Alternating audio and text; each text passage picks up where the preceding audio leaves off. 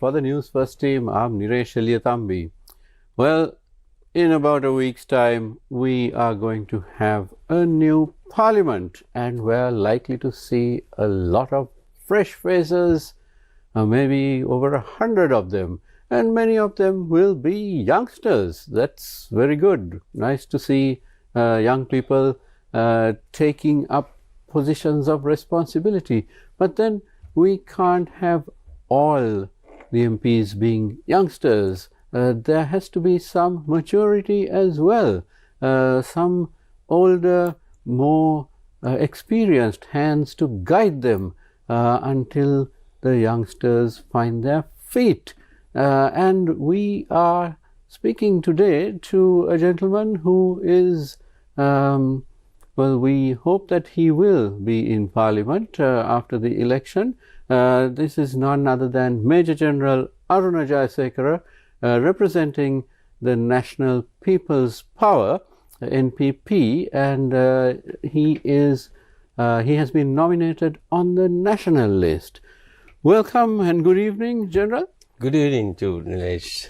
Right. So you have been a stalwart of the NPP. You've appeared on our program several months ago as well, and you have seen the party developing to what it is today. Tell us a little bit about your journey with the NPP. Thank you, Nilesh, for giving this opportunity, and it's very great to be here again at the face-to-face. And to tell you about how that I came along with the National People's Power is that was in late 2021 that I got told with the party leadership and in the executive committee few members, and had a very lengthy discussion about as what. Then I just wanted to lay my hands to contribute towards the nation as my second attempt after my contribution for the national crisis that we have been facing for over 30 years. Then the National People's Power, I believe that they could deliver as what the people's expectations when you compare with the other political alliances or the parties. Then I did a very thorough study about the policies and the executive committee members and the peoples and their vision, what they had towards the nation. And I came along with the NPP, and I myself along with few retired military people formed retired Triforces collective, so we call it as a determination or the Aditana. It's very famous in across the country, and that has given a very huge boost to the National People's Power, that is to carry the message to the people.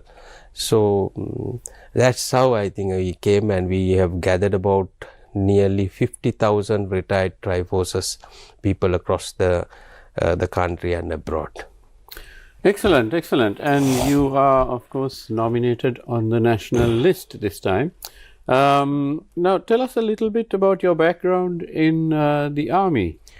Yes, I've been nominated in the national list of the National People's Power, and I joined the Sri Lanka Army in 1985.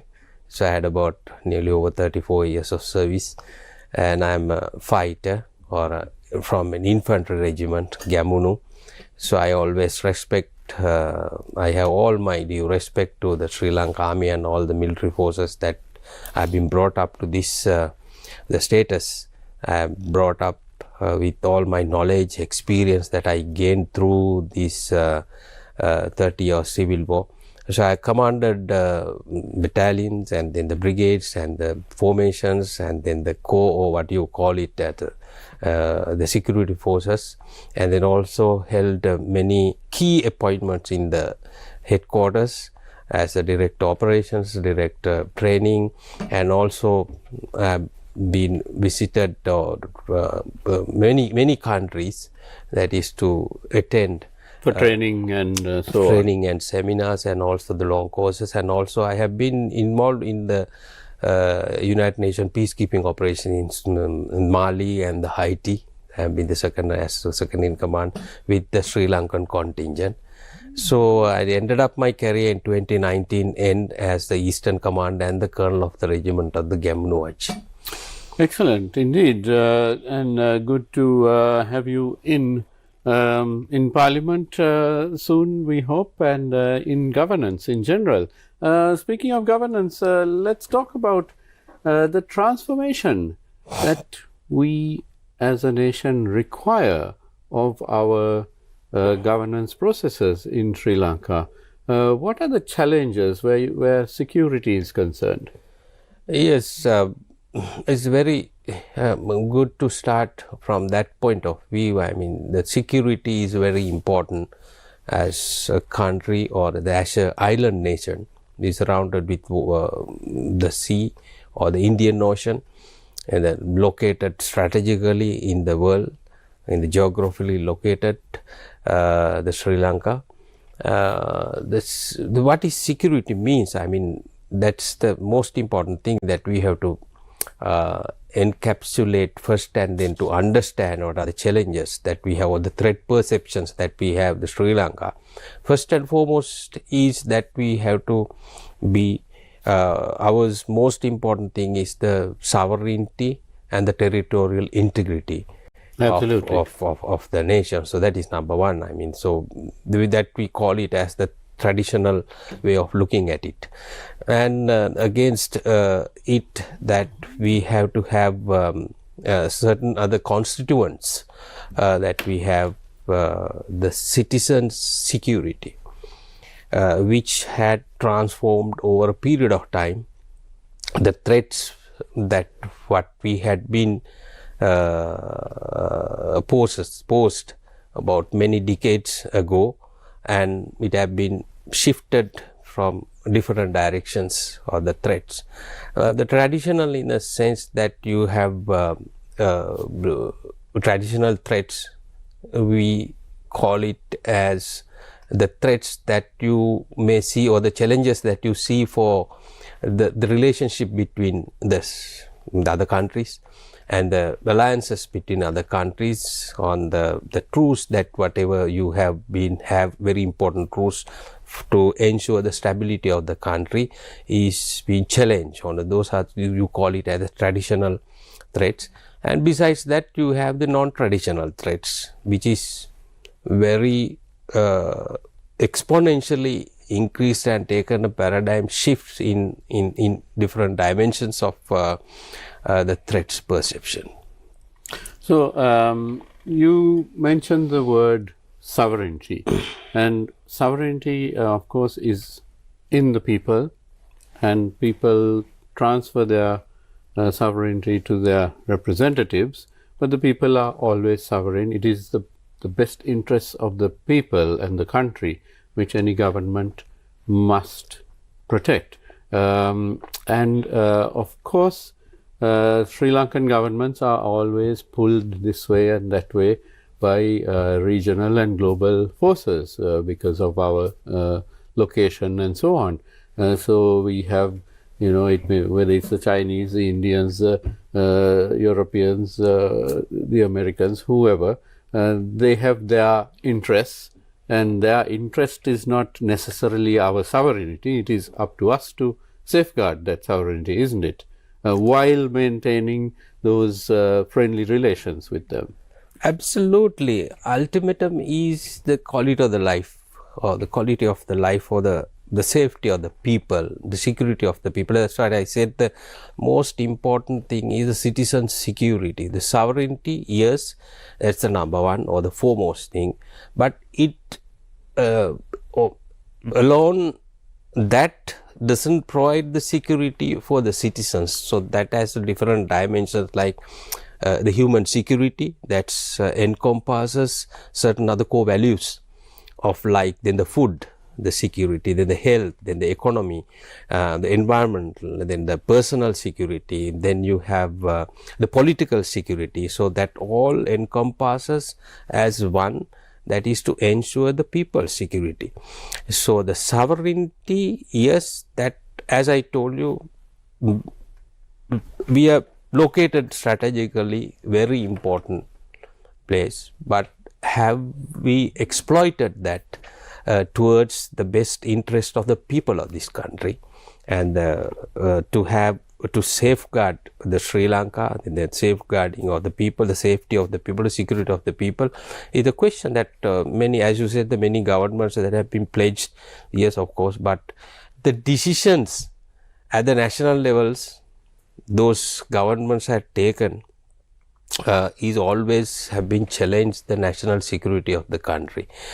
Say for example in 83, that is the programs that we faced, so that is also one. Then the burning of the Jaffna library and the decisions taken by the authorities at that time. Then the executive and the legislature, the row between after the Easter Sunday attack, and the legislature that they give explanation, no, I was in there, you will not call for the National Security Council. So that per se is a direct challenge to the national security, and the people of the country. People expect the security stability, so that is how you evolve a security strategy for a country, which the NPP is that we have a very confident, we have a very sound national security policy which we have framed, and we want to re-evaluate it for further. Now, General, you mentioned the Easter Sunday attack, and that is symptomatic in many ways of a failure in governance, because we had the president of the time saying that he didn't know, and the Prime Minister saying he wasn't called for the meetings, various others saying that they didn't know, or that they knew that something was going to happen, but they didn't think it was serious. So all this is utter nonsense, isn't it? Because officials, elected officials and appointed officials, they have a job to do, and if their job is, it involves security, which includes the president and the Prime Minister and so on, then they have to take care of it. They can't turn around and say, well, I wasn't there, I wasn't invited, and all that. So it's all a bunch of excuses, isn't it? Absolutely. It's a very unfortunate incident in our times. I mean, it is very unfortunate, but that itself, as you said, the rope in between the executive and the legislature, as I said, that itself says they haven't worked as the responsibly. The accountability, where's the accountability? So National Security Council members are being very specifically mentioned that we knew what has happened, what has gone wrong. So it's very clear that whom to be blamed and whom to be accountable for that, which not taken the proper the national level decision. So that is where the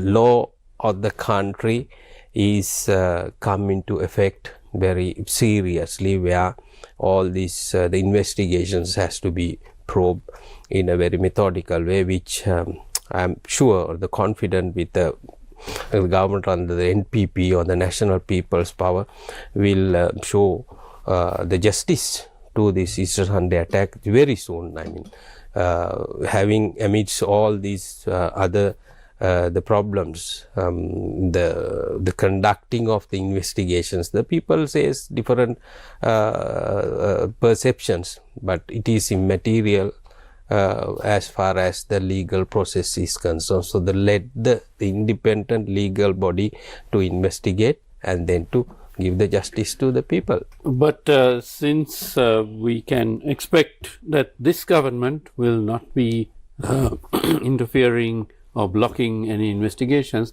there's nothing to prevent the investigators and of course the legal minds from going ahead, doing their work and bringing all these cases to a satisfactory conclusion as far as is possible.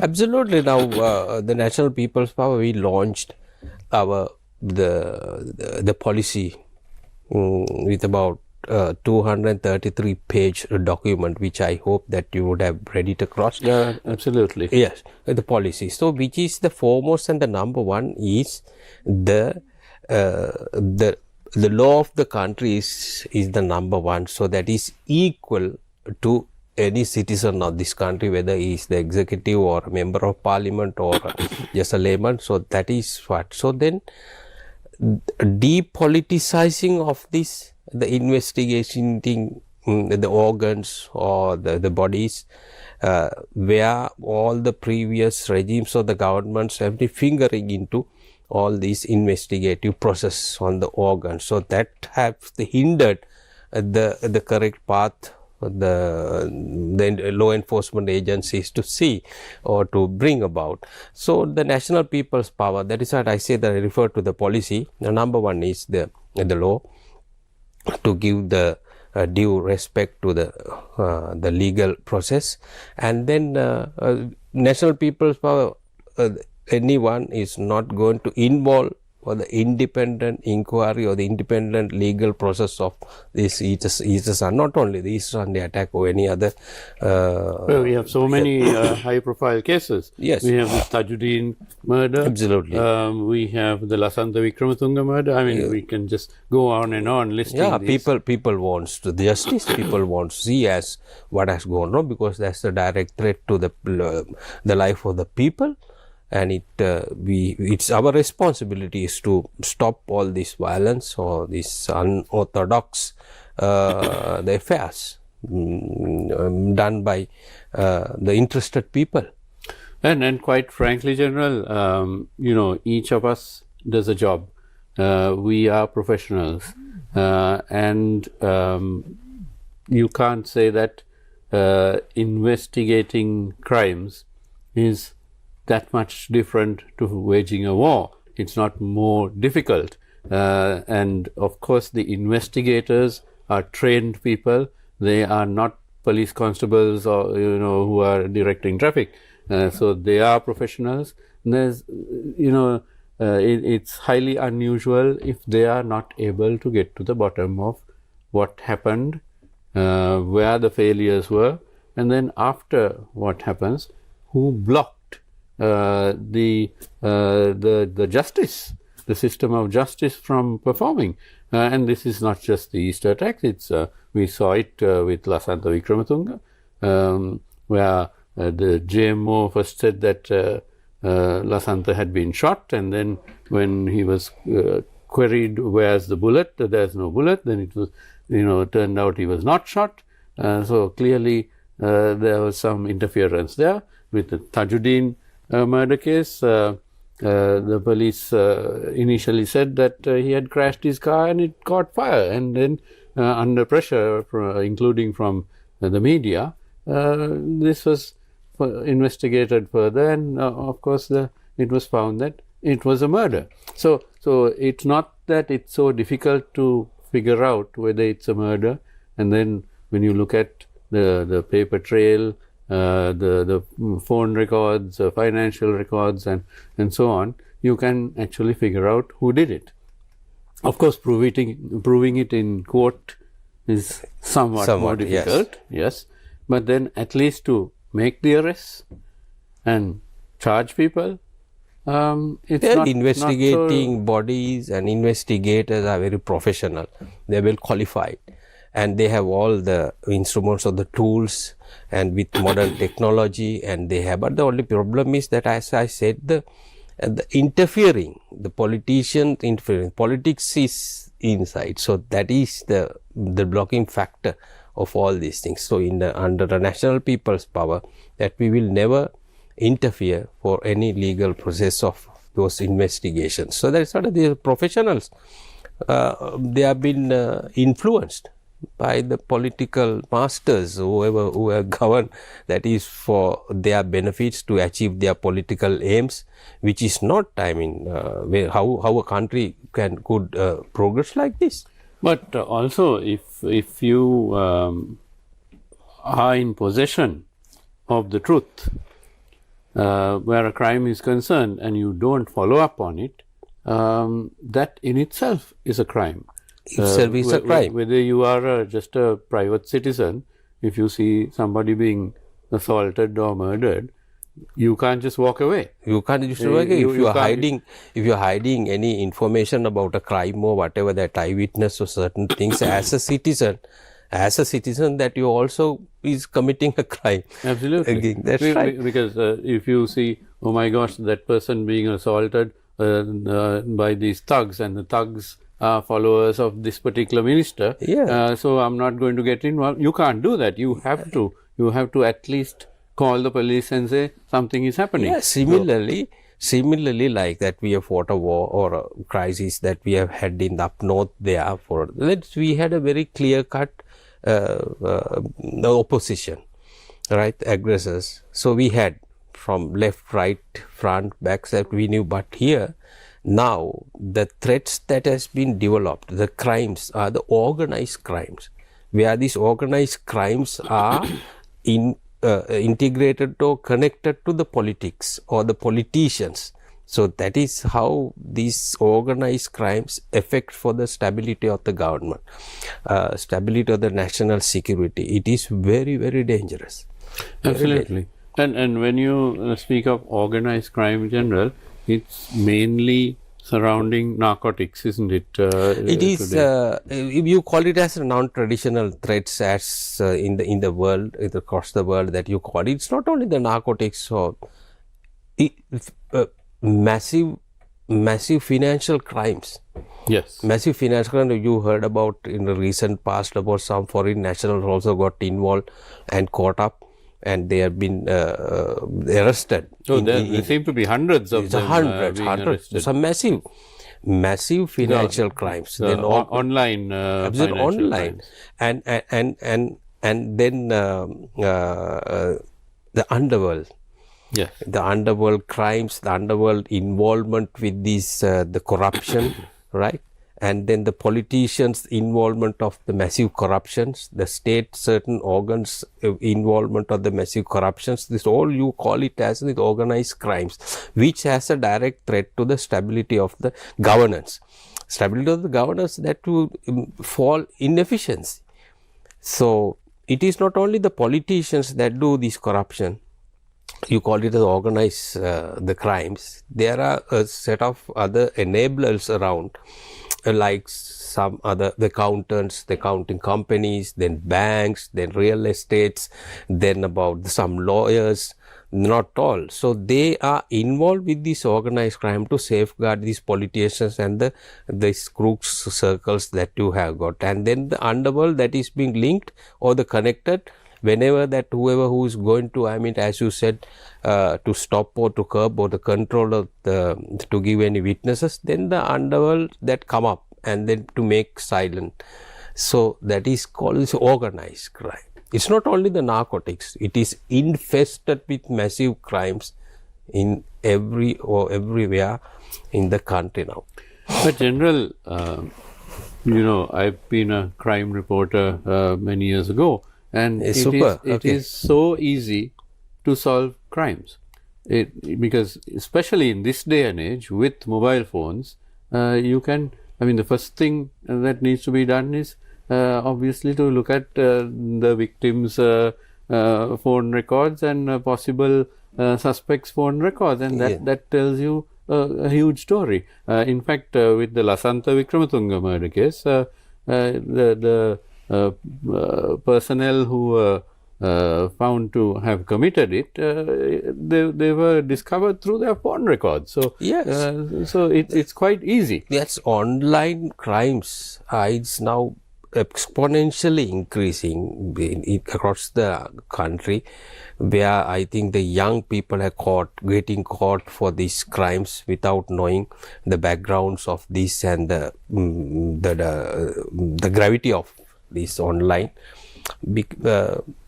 and the digitalization of all what you call it, then the integration of technology into the systems of the governments, whatever the investigative systems, and then that it is a force multiplier anyway. This integrating technology, digitalization in the governance or the e-governance or whatever you call it, is a force multiplier.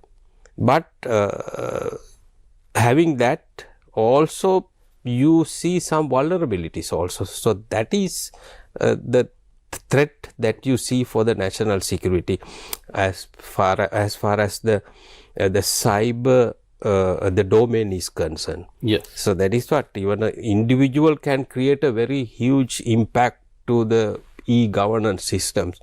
So that will be a contributing factor for the make more efficient of the government machinery. Simultaneously, that you will see certain vulnerabilities also that we have to identify, which our policies are set to have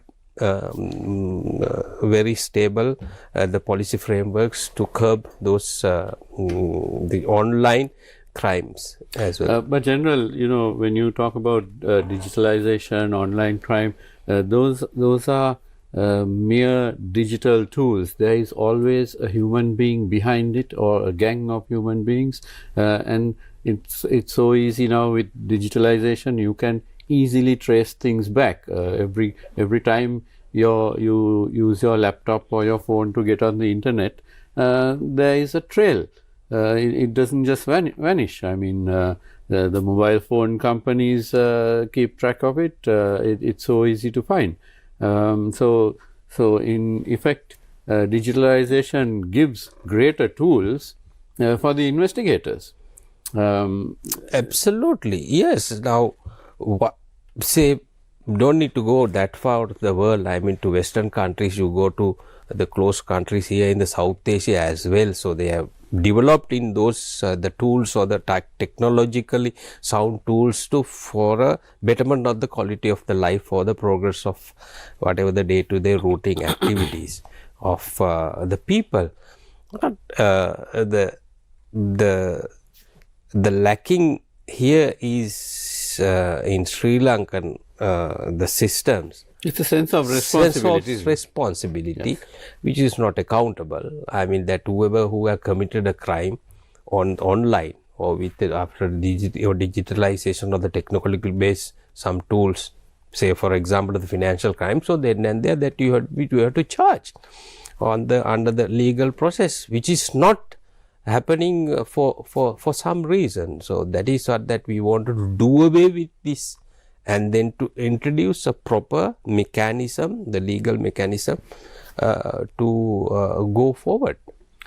We are in the midst of a very interesting conversation with Major General Aruna Jayasekara, who is likely, I believe, to be in Parliament on the national list in a couple of weeks' time. We'll cross over for a short commercial break right now. Don't go away, we'll be right back.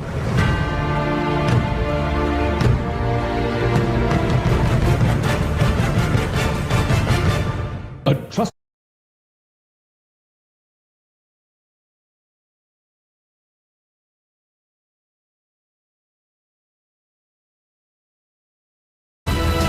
TV for life. A clean parliament.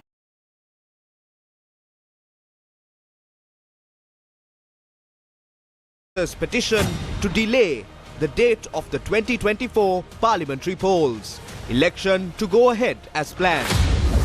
Multiple political parties at loggerheads over alleged financial transactions running into millions.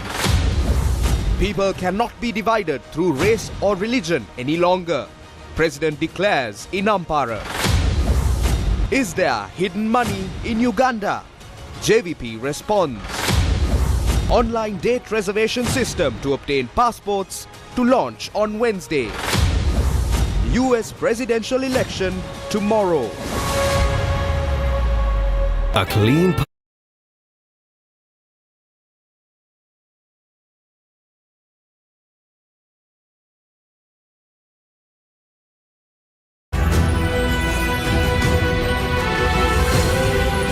TV1. TV for life.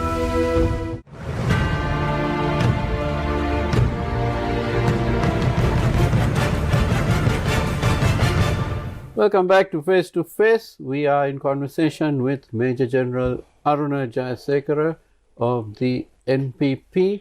General, before the break, we were talking about the various high-profile investigations and also all the challenges that the country faces in terms of governance.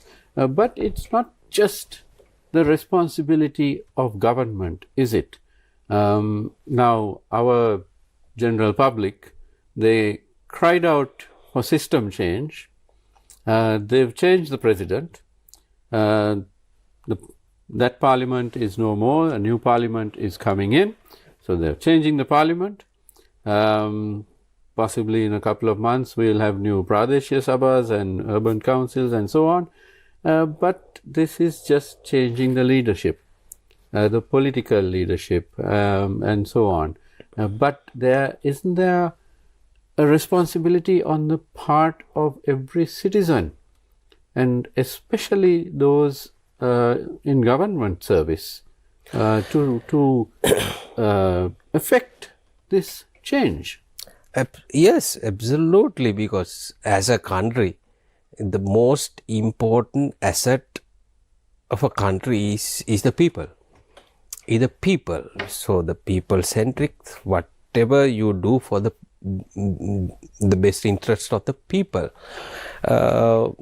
First and foremost, the thing or the factor that we should emphasize is the discipline of the people. The discipline where matters a lot at every pedestal of this country.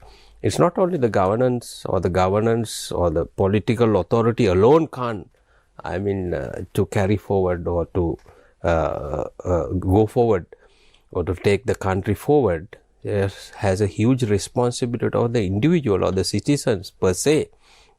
So for example, I am a citizen of this country, so I have my responsibility from my home to my working place or wherever you go, that you have to have your self-discipline with this, and you have to understand, encapsulate yourself that I also have some responsibility of developing this nation. We are on the brink. Actually, we are collapsed economically, politically, socially.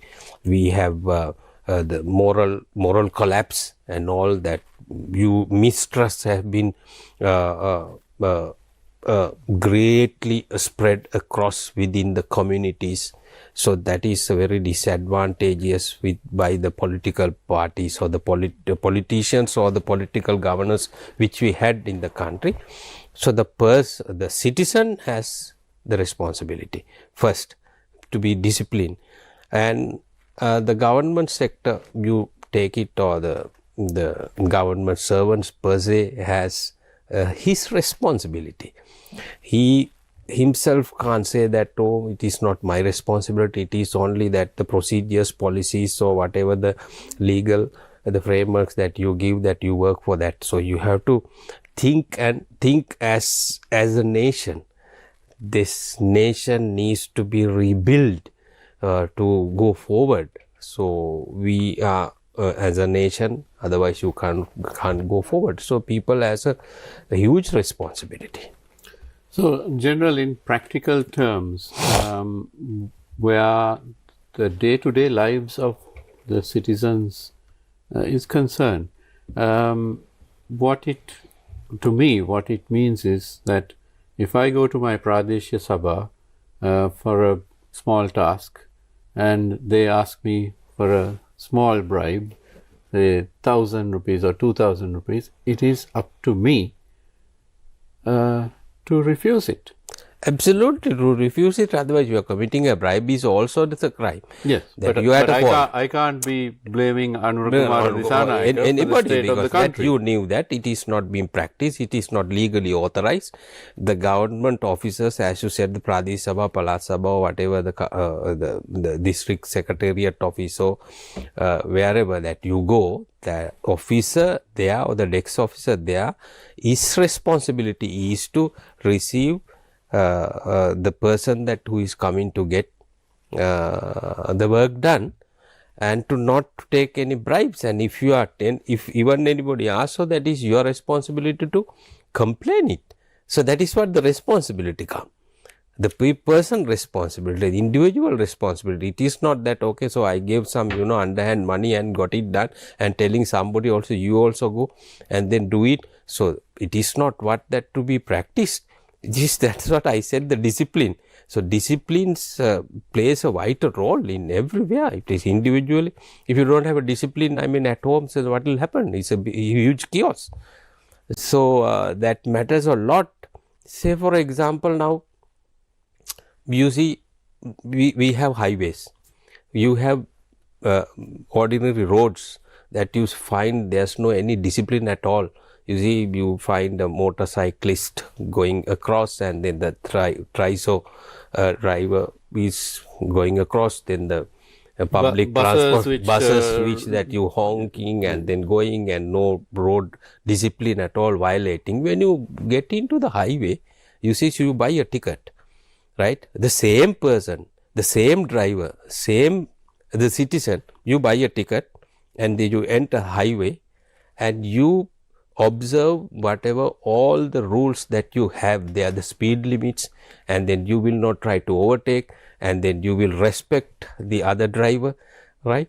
Then you will not stop, you can't stop. Why? But then as soon as you get off the highway, right, then you get back why? to square one. Because that is, you have the law there. Everybody is that is under the law. So you fear. I mean, so that is the psychology.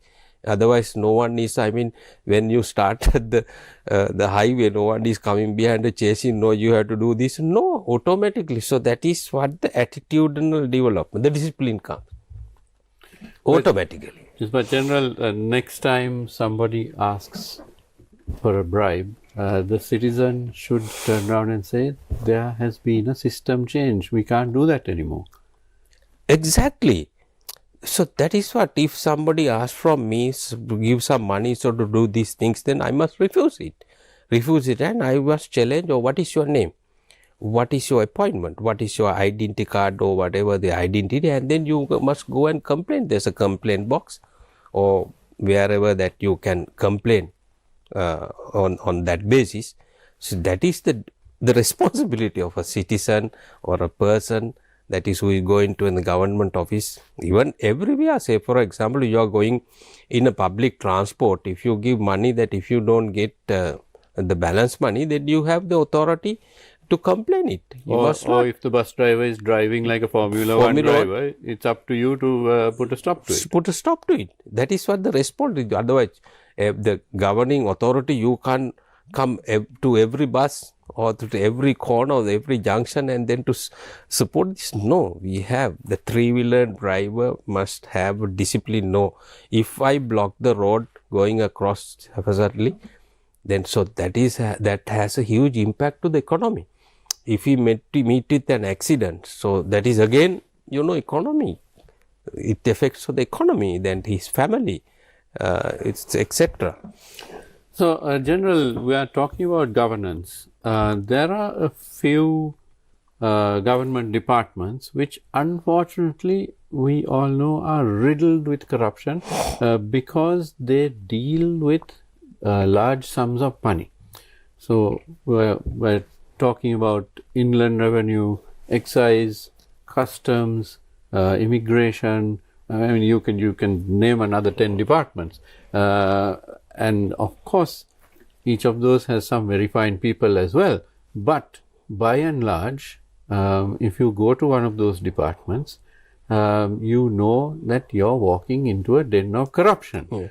Yeah. Now, one of the points that President AKD made was digitalization, so that there is no human being in between and to demand bribes. So it can be done remotely without any corruption. Yes, the digitalization itself has a very huge advantage of reducing the corruption, controlling the corruption. Even though that you have certain smart people, you can't say the smart people or some these people that is creep through these small loopholes and then to find certain gaps to then identify, then to steal money, or then to make certain crimes, even though that you had the digitalization. In the governance or the governance body or the government sector, people are responsible, or the government authority are responsible, because you have all the frameworks. It is well established. Say for example, the financial regulations that you have from A to is it black and white, it is mentioned, you have to follow. And then you have the tender procedures, for example, I am talking about. So you can't deviate from that. It is said, no, this is what. If you go out of the box or out of that framework, so that means that you are violating all the procedures laid out by the government itself. So that is where the responsibility of that particular government servant. So he is then the head of the department, ultimately the head of the department responsibility. That is what you get, responsibility and the accountability. Nowhere that accountability is being done in the past. That is where the altogether, so that encompasses for the huge crimes involved. And the next thing is, when the top is clear, top is clean, and top is uncorrupted, pro-democracy, the democratically that always talks about, and then he exercise the executive or the legislator. So that comes right down to the people. If the top is not in order, is corrupted, then everybody get involved for the corruption. Now, General, I accept your point that that it has to start at the top. However, along the way, we run into these organized groups, mafias, trade groups, unions, which have been controlling a certain sphere. Let's take vegetables. From Nuwara and Damulla to Colombo, there's organized. I could call it organized crime, because yes, you can't. It ensures that there is no level playing field. There is a organized group dominating. It's the same with cement, with that's sand. You call it as the mafia or whatever you call it as, not equality, cartel, equality. I mean, so that is what you got to ensure. I mean, those are always connect to the certain political individuals' interest, or the political parties, the party government's interest for their survival. Yes. For their survival. Like, say for example, when you campaign for an election, some other parties, not the National People's Power, we have a very clear policy on that, as how that you invest whatever you have for the political campaign. Individually you can't. The party that is responsible. So that organized. But in other political parties, what they do is that you get involved with this the big the moneyed people, and then them to support their political campaign. So you fall under obligation. When you come to power, so you have to look after him. So he has got all these cartels around, say for the rice mafia or whatever, the vegetable, and then to look after it. You forget the small and medium entrepreneurs, which plays a huge share for the national development or the economy. Yeah, that equality is the one which the National People's Power, as I told you in the policy statement, where in that the book or the policy, the book, it's very clearly, it states that where the equality always ensure in all spheres of the governance. But General, such cartels are a challenge to clean governance, aren't they? Then if you talk about unions, they try to control their sphere of operations, and they don't like the government across the country.